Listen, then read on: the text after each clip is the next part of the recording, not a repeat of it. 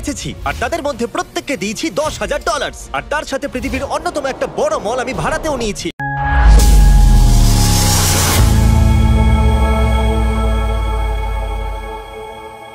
আর সবাইকে তার মধ্যে বন্দি করেছি আর আগামী 10 ঘন্টা আমি তাদের সববার শিকার করব।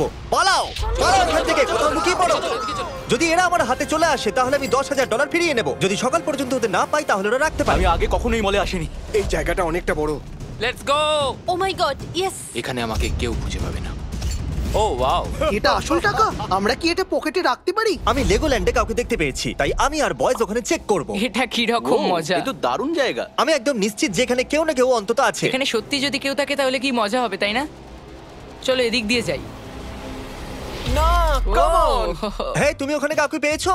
আমার প্যারেন্টস বলেছিল যে প্রথমে আউট হবে না। আমরা আমাদের প্রথম খেলোয়াড়কে পেয়ে গেছি আর ও এখন একটা পুতুলে বদলে গেছে। একজন আউট আর এখন 99 জন বাকি আছে। আমাদের ছড়িয়ে পড়তে হলো। চ্যান্ডেলার আর কার্ল গেল টয়েজ আর আস আর আমি এলাম আইস রিঙ্ক। এই মলেতে সবকিছু আছে। এই ভেন্ডিং মেশিনটা এত আগে কেন? আমার সন্দেহ হচ্ছে। চলো দেখা যাক।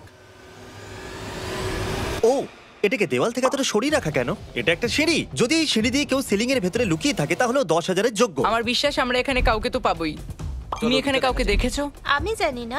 ইয়া তুমি এখানে লুকোচ্ছো? ও মাই গড! এখানে কি আর কেউ আছে? হ্যাঁ, সততার কোনো ভ্যালুই নেই। এই পর্দার পিছনে কেউ